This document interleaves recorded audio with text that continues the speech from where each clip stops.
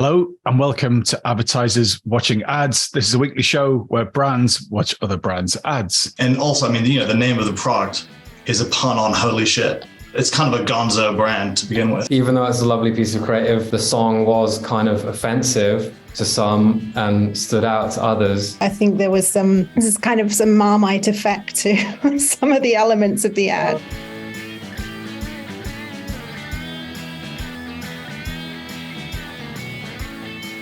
My name is Tom Ollerton. I'm the founder of Automated Creative, and I'd like to say thank you to our partners, Contagious.com, who have helped source the ad this week. But before we get to the ad, let's meet this week's guests. My name's Ed Wilson. I am from TikTok UK, and I manage our brand partnerships. I'm Hannah. I'm the founder of the Responsible Marketing Agency. Hi there. I am Johnny Wynn, and I'm head of advertising at Virgin Media O2. This week's ad is from Holy Veggie that are trying to flog us cauliflower as chicken wings. It's bold, it's a bit weird, it's got a song, but is it good enough? We want wings! Yeah, wings! Your kids hate veggies, they'd rather starve than eat them! Holy Veggie! Your kids think they're smart, but they're not as smart as you! Holy Veggie! They don't have a clue! Undeveloped brains! Holy Veggie! Yes, it's a lie, but lying is okay! Parents do that!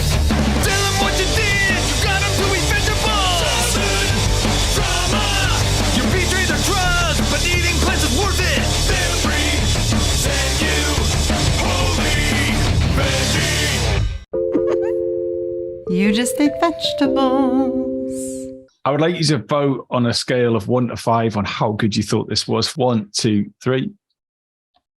A 4, a 3, and a 2. That is the most divisive ad we have had on this show for a very long time. So, Hannah, that is quite the ad. Can you give us a bit of background on the wider campaign? It's actually part of a series, and there's 2 other ads that I've seen in the series using that same rock overlay. The actual product is some kind of cauliflower buffalo wing. All of the kind of tick boxes for some kind of vegan, dairy-free, gluten-free. I think it's an interesting way to go to market in terms of advertising this chicken alternative, which is also pushing vegetables to children, which we know is a long held stereotype that children don't eat vegetables these days.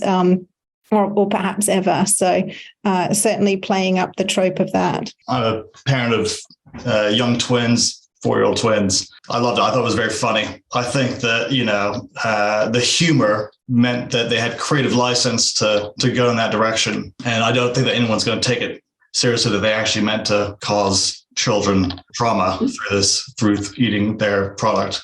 I think everyone will get it that it's a joke. For me, I found it very funny. It reflected my reality, which is that I have kids who often don't want to eat stuff, and it's a pain. You want them to eat something that they don't want to eat. And it's like 4 mega TikTok trends all like combining it. It was certainly my view of TikTok and my feed. So is this just absolutely ready for your platform? Would that work on TikTok on its own? No, I don't think so. But there's a lot of ways that you can spin out the story to make it more TikTok native. It took me a few watches when I watched this ad offline to actually understand what the first line was, what the kid says first. I couldn't really understand that. So, just based on that alone, that's going to be skipped on social pretty quick. But as a TV/cinema ad, I really loved it. Having a song in an ad, it's actually the brand's own song. Certainly haven't had it on this show. I actually read that the song is available on Spotify and you can overlay it to your own social media videos as well. So they're obviously trying to spread the song. There's the different versions of this ad with the words changed depending on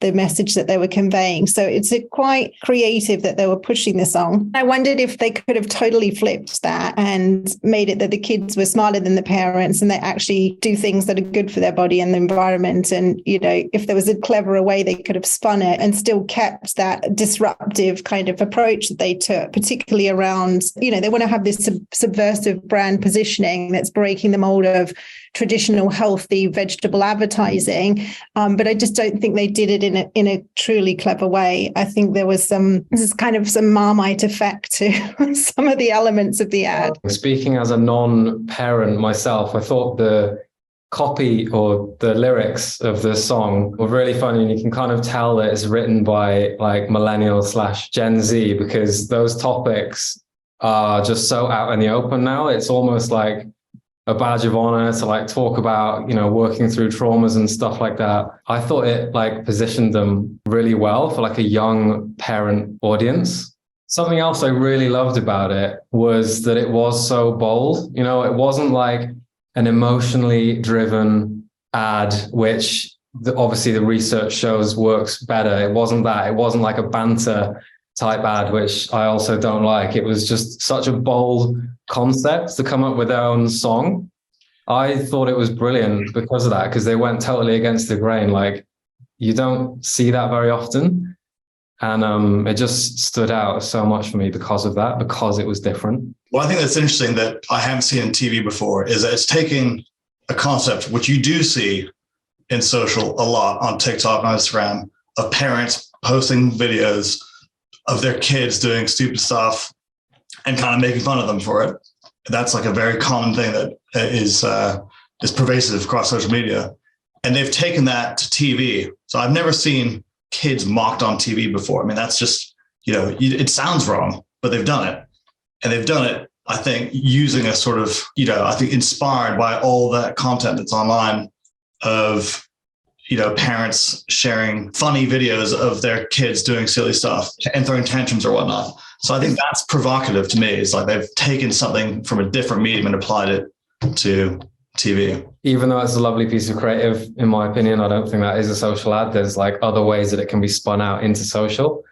Thought the fact that the song was kind of offensive to some and stood out to others is only going to improve that cut through. Like, people always say they hate certain jingles and certain songs, but they really do get in your head. And I think that's another really strong indicator that this ad is going to cut through and people are going to remember it, whether they want to or not. It's super, super memorable when they see that on TV. Even if you're not looking at the screen, the song is going to build that memorability. I was reading up about the product and the taste credentials, which they don't speak to in any of it. In fact, they're implying that when they do eat them and they find out they're veggies, they lose the plot. But actually, 220 reviews of the product, they had a 4.5 star rating. And actually, most people who were reviewing it were asking where they could buy them because they loved them so much and they wanted more of them.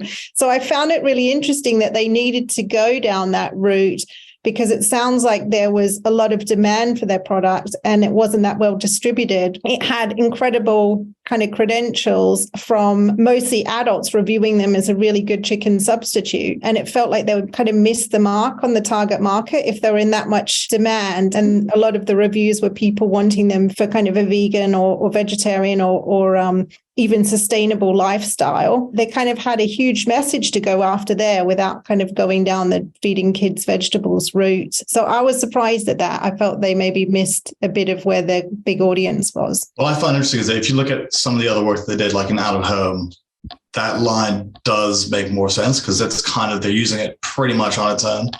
And I think in that, then it kind of immediately conveys what the product's purpose is, which is essentially to trick people into thinking that this tastes like chicken or whatnot. I thought it was clever how they had a little jingle at the end. I think a lot of brands have done that very well. It can be memorable if they keep doing it consistently. And also, I mean, the name of the product is a pun on holy shit. It's kind of a gonzo brand to begin with. So I think all the stuff that they're doing, it feels well crafted for what they're trying to achieve, which is provocative, a little bit subversive advertising. What can the industry really learn from this? I think the industry can learn from it by just taking a risk on a potentially, quite boring FMCG, CPG product. Take a bold risk, do something different for once, please. I thought that was a big takeout. Would you sign this off, yes or no, in its current form as part of a wider campaign? 1, 2, 3, thumbs up or thumbs down? Ooh. So Ed, Johnny, thank you so much for your time. We'll see you all next week.